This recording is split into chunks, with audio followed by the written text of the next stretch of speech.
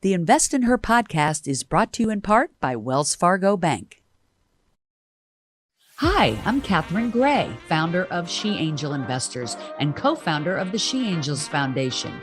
I'm also the podcast host of Invest in Her and an award-winning producer, author, and TEDx speaker.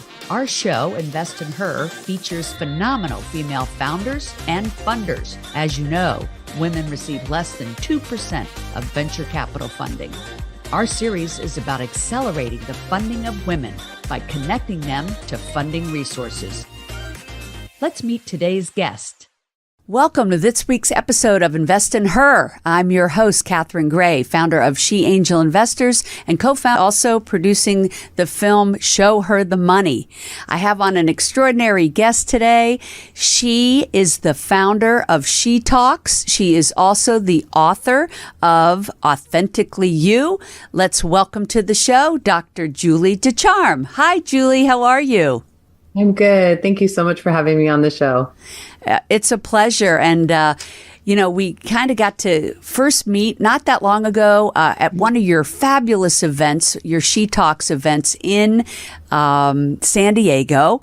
And I'm so glad that we did because we have so many synergies in common about empowering women, right?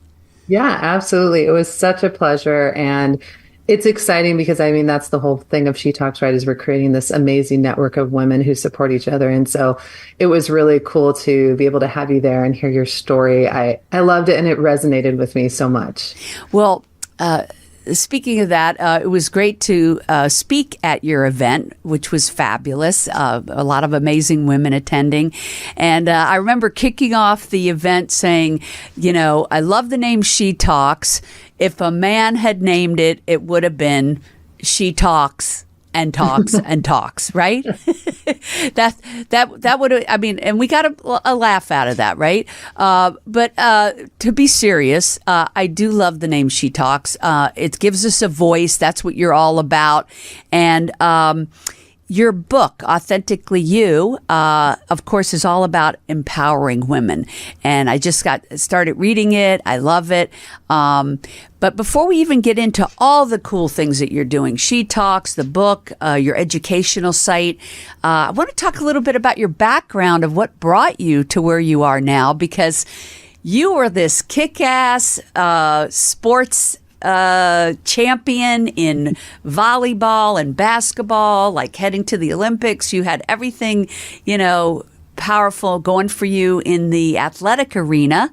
And then you had, apparently, you share in your book, somebody said, oh, you're not smart enough to get an actual college degree. And I love it. You're such a badass. You went and got 3 college degrees, your undergraduate, your master's, your doctorate. And so, of course, now you're Dr. Julie Ducharme. So I just love the story. You just been kicking ass your whole life.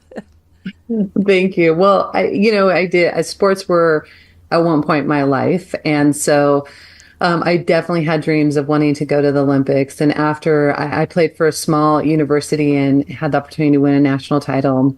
And that was really exciting. And when we graduated, most of my girlfriends were getting married and starting life. And I just wasn't ready to do that. I really wanted to pursue my athletic career. So I went overseas, which was really the only place you could play for a long time. We now obviously see the WNBA here, and they've even just recently brought back women's professional indoor volleyball into the U.S. But at that time, there was nothing. The WNBA was just starting. I actually went to one of the tryouts in Florida, but I had already committed to going overseas. And so that's where I went to pursue, because I wanted the opportunity. That was my life. And I definitely wanted to pursue the Olympics, but I wasn't in the right cycle for that. And of course, there was some really tremendous women. So I loved doing that. I came back and I felt a bit lost because I was trying to transition out of playing professional sports and where do I go next? So I helped a friend at the college coach team, because that's what us athletes do when we don't know what to do. We go coach. And so I was coaching, and that's how I really got pulled into academia. I actually didn't want to teach. My father's a teacher, my sister, my brother-in-law, my husband. I didn't want to have anything to do with teaching. And before you know it, they had me teaching public speaking at the college. And also coaching volleyball. And eventually I just naturally progressed into a chair position and then a dean and then eventually president over the college. But when I got my dean position. Hey, wait a minute. You say that so matter of factly, like you were a professor at 23 and then you progressed into being the president over like 20 colleges. Like, this is amazing. Like, whoever that guy was that told you, you know, you couldn't get a degree. I mean, I hope you hunted him down and told him what an amazing life you've had. You know, it's like. Well, you'll love this. You'll love this. So about 10 years after that man telling me that, I ran into him at a place and he remembered me, like a food place. And he remembered me and he was like, oh, so how's it going? And it was like a movie. I had these things flashing in my head, right? Like I'm looking back at all the things that have happened for 10 years. And I have this epiphany moment. I'm like, well, holy crap. I have been smart enough this entire time, right? Like I had this moment of just realizing I can't believe I held on to what you said to me for 10 years. Yeah. This is why I have like an 8-page resume, because I was so desperate to prove everyone wrong that I was smart enough. The only person who really didn't believe I was smart enough was me. And so I get to say to him, and I always tell people, you probably never get this moment in your life, but you know, when he said, so how are you doing? I said, that's Dr. Julie Ducharme and I'm doing just fine. I love that. I love that. So you know, I got that moment for just a moment. But you know, you're like living proof that anybody who is told that at a young age by anyone, you know, you're probably being told that you can't do something because they're a loser. You know, the end of my film, Show Her the Money, the last line is, don't let anybody tell you you can't do something. They don't know what you're capable of. Maybe they can't do it, but it doesn't mean you can't do it. You know, so that's the gist of the end of the movie is like, don't let people tell you you can't do something. They don't know what you're capable of. Yeah. And I don't think I knew what I was capable of until I had really that reflection moment where I actually realized my worth, because I was so just hell bent on like, okay, I've just got to prove to everyone that I'm smart enough. And when I meet this guy, it's like, I have a doctorate, I have multiple businesses, I'm you know, running these schools. And all of a sudden I was like, what have I been doing? Like, of course I'm smart enough. But you know, when you're 18, 19 years old and you have this dream, was my dream. I came from a small town. Parents had said, you know, we'd love for you to go off to college, but we don't have the money for it. So I had to get a scholarship, and I'd fought so hard for this scholarship, and it meant so much to me, which a lot of other people didn't understand because their college was paid for. Mine was fully scholarshiped. You know, this guy was like crushing my dreams, and I was probably like the most excited kid to be in his class. Like, did he respond to that when you told him you're Dr. Julie Ducharme? He definitely had like a mouth drop, and my husband was like, best mic drop ever. It was just like, you know, it was just my reaction. And it wasn't necessarily that I wanted revenge. It was just kind of this real moment of like, you were wrong. Yeah. You know, you were wrong. And no kid at 18 should be told that. No one. I think a lot of people have. I mean, I had experiences like that myself. But you know what? I think that just drives us more, you know? Yeah. So look at, you know, something good came out of it. You were like damned and determined, you know. Yeah. And I love that. So I essentially probably could thank him for being so obnoxious to me, you know. And it was one of those things, I forgave him. It wasn't like I held a grudge or anything like that. I was like, you know, one thing I've realized in everything I do with all of this is that some people just aren't in a place in their life that they can accept this, and they lash out because of whatever's going on in their world. Like you were saying, they can't do it, or they feel insecure. I find that a lot with women, and why women are a little more vicious, I think, than my male counterparts. But I realized too a long time ago that holding on to things and anger towards someone who just isn't in a place in their life to understand that isn't going to help me move forward. And so, you know, after I had that meeting, that moment with him, I was like, you know what? I just got to keep moving forward and not hold on to that, because I held on to it for way too long. Right.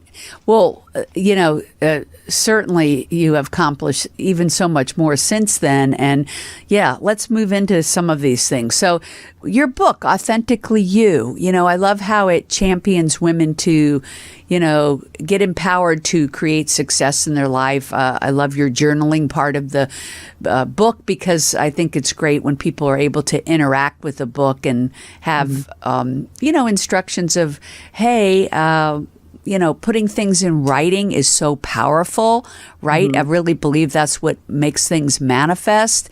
And, you're doing so many things, and I'm going to focus on a couple of them today, but one of them was achieving writing that book. I know that must have felt great.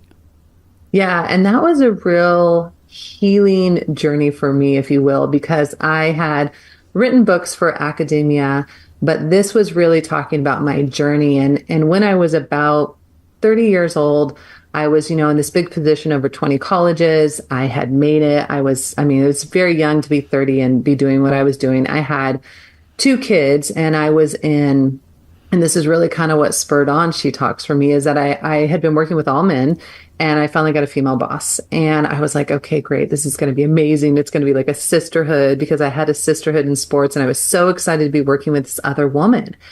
And it turned out to be one of the most toxic business relationships I ever had. No matter what I did, I could not get this woman to want to shift to a positive relationship. And my hair was falling out. I was getting sick. I was super unhealthy because it was such a toxic job situation I was in. I remember meeting with this woman and being like, hey, I just want to make you look good. Like, I just want to do a good job for you. And she was just like, get out. And it was just like this moment of like me realizing like, why can't we have that sisterhood here? Like, why can't this be happening? And so my book really talks about when I left that position. It was a really big deal, because I felt like I was having an identity crisis, because I was like, who am I if I'm not this person in this big position? And it was a real struggle for me to transition out of that, because I felt like people were going to think I was a failure, and that I was walking away from this big job I'd gotten, and that I couldn't handle it, when it was really not my passion and not what I wanted to live in. And so it was really an interesting journey writing this book, because I really had to be honest. And people will read in the book, I didn't want anyone to know my flaws or my mistakes or issues. I didn't want them to see anything but the perfect picture of Julie that I had created.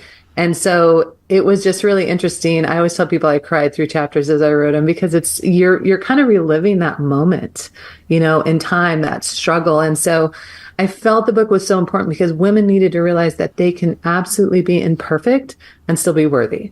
And that was important to me. I love that. That's a great message. So the book, people can get Authentically You, which is Empower Your Way to Success. I take it on Amazon? Yep. Easiest place to get it. Great. I mean, it's in all different venues, but I don't know if you guys are like me. I just Amazon everything. Exactly.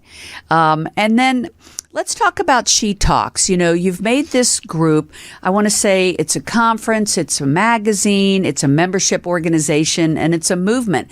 This is where you and I are so aligned, all about empowering women. Tell us about She Talks. Why did you create it? And tell us all about it. Like, how do people join? What's it about? Well, it's really about creating, as I mentioned, a sisterhood. I felt that culturally, for some reason, women feel like they have to be so vicious towards other women. I can't really pinpoint why, but I see this constantly. And what I wanted to do was step in that gap where women weren't bringing each other to the table. We weren't helping each other. We weren't climbing the ladder together. It was more like we were knocking all the other women down and trying to climb ourselves. And I myself am guilty of that. I was like, okay, I just got to put my head down and climb to the top and forget whoever else is around me. And when I had that experience in the workplace and the viciousness, I thought, if this woman knew my story, I think she'd feel different about me. If more women heard each other's underneath stories, our imperfect, authentic, real stories, we probably would feel different about each other than just the perfect person we see presented in front of us. And so I really wanted to break down that and change the paradigm that women can work together. They're not less if they work together. They're a more powerful force. And if we can change that thinking, imagine what we could do And we're seeing this more and more. Women are starting to collaborate. But imagine the change we could make. And for me, I'm very motivated. I have a 15-year-old daughter.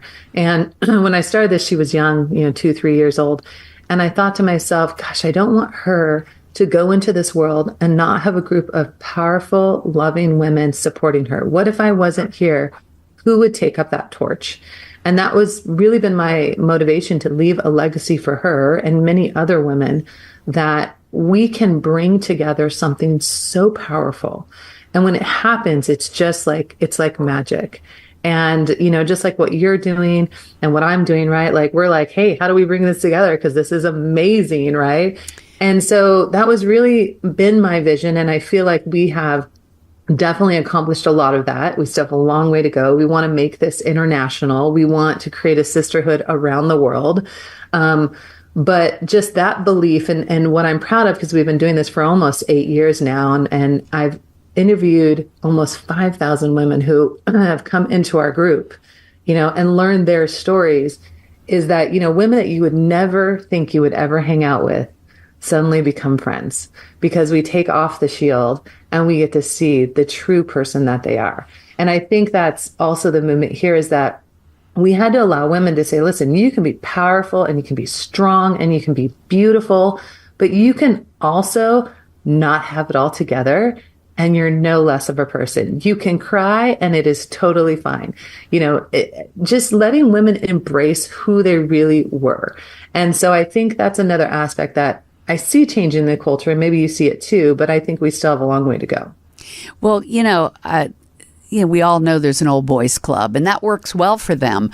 And we never had really created something similar. In fact, I always say, no one wants to belong to the old girls club, but we can change that to a B. We do want to belong to the bold girls club, and, pull it together. I'm so glad there's more and more groups out there like She Talks, like what we're doing, going around the country with the film, pulling women together to come together and raise each other up. And I do feel like there's a momentum of that now.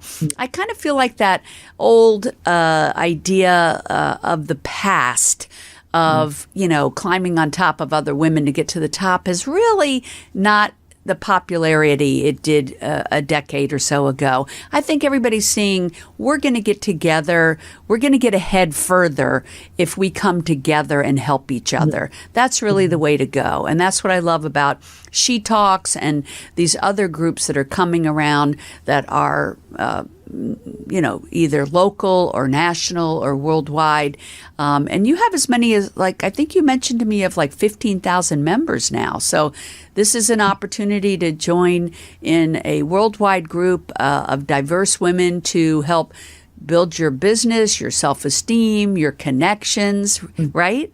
Yeah. And we're partnering with more and more groups as well, which is what's helping us grow so quickly. Is same thing again. We're saying, listen, your group does amazing things. Our group does amazing things. Why remake the wheel? Let's just partner, and we'll serve your women and you serve our women. And so that's helping us grow, which is great. Because in the past, people be like, oh, we don't want to join. No, that's a conflict of interest. And we're like, it's not, because, we want to just grow together. And that's something that I had to learn. I'm a very independent person. I'm not one to ask for help. I'm not big on joining clubs. I mean, as an athlete, right, there's no crying in sports. And so my emotional intelligence is very low.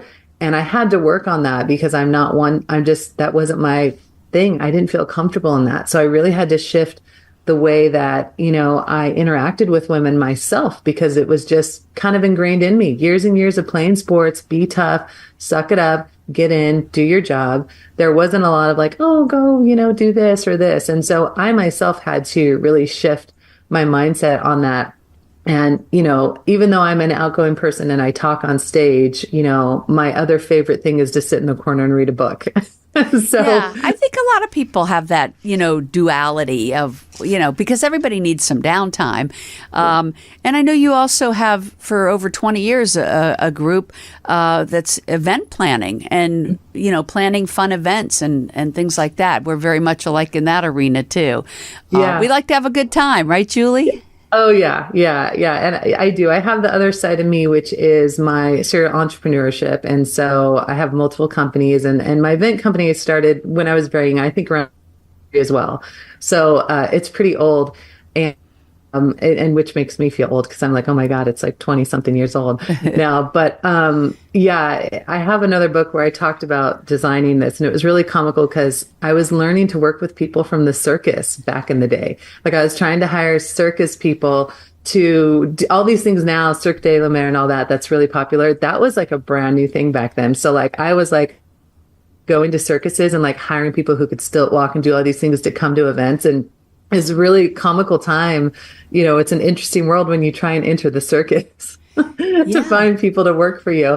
So I have a lot of really fun, wacky stories from owning an event business for 20 years. I bet.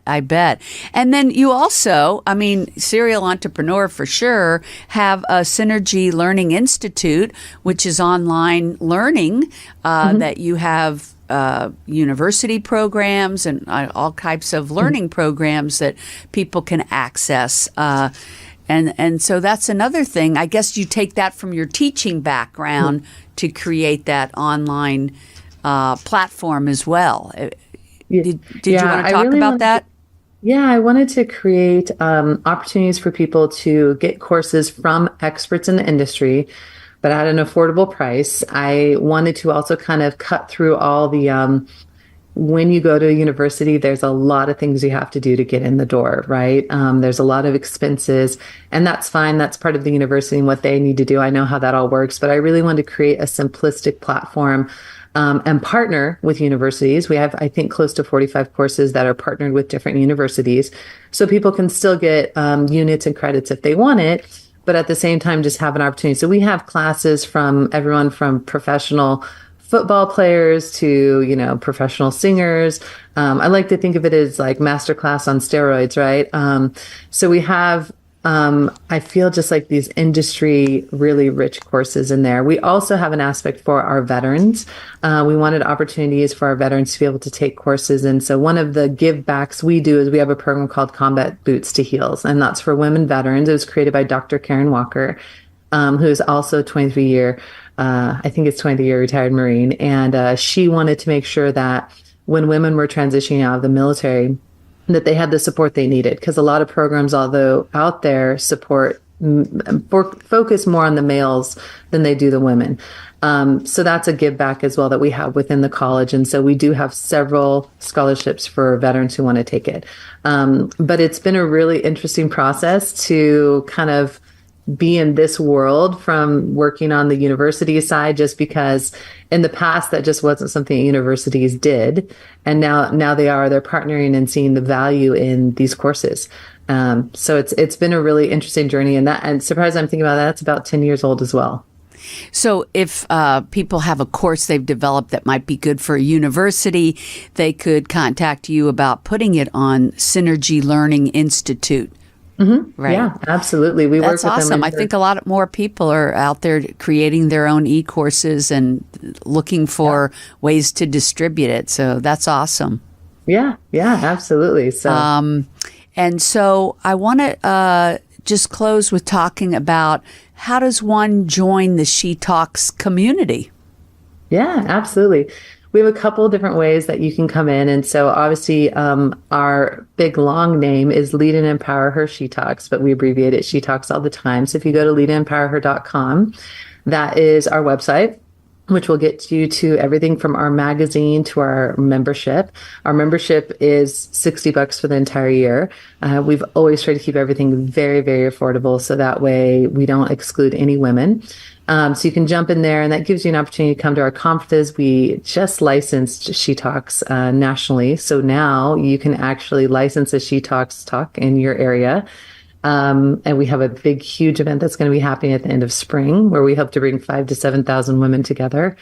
And we also have our magazine. And the magazine, which Catherine's going to be on the cover soon, is really focusing on the stories of women. I've become a magazine snob, Catherine, and like I'm reading all these magazines, and I'm like, this is no good. There's like 90% ads and no stories in it. So now, you know, I look at our magazine and I'm just like, it's 90% stories of women, whether it's their story or talking or giving back, and like 10% of ads. So It's very cool. And I have to tell you this one little story about the magazine, because this is what got me. So I got an email from a woman in Iraq, and she said, "We don't have opportunities to be empowered here, but we found your magazine and we've been reading it." And I'm like, it caught me off guard, because I had forgotten, right? Like the freedom that I have. And she said, "I'd really like to write an article, but, I can't use my name. Would you, let me write something, but not use my name?" And I was like, "Absolutely." And she told a story of how her mother needed heart surgery, but it wasn't going to be allowed unless her brother would approve it. So they were going to let her mom die because she had to have the approval of a male in the family. And so she talks about how she risked everything to convince, this brother to do it, because they weren't going to do it. And it was women aren't allowed to like talk like that, right? So she was able to finally convince them to allow her mother to have heart surgery to live. And it was such a powerful thing, because it was like, when we made the magazine, it was like, how do we extend the stories of women, right? The women who can't get to our platform, the women who maybe can't speak for themselves, but we could speak for them. And so we were able to share that story. And then, of course, she was able to write back and tell us how many, many women are able to read it online. That's all they can do, right? They can't, they couldn't have an actual handheld version or anything like that. And that's what really got me, because I was like, that was the whole point of this. And so it's reaching as far as places like Iraq. Obviously, we've heard from women in Australia, New Zealand, UK.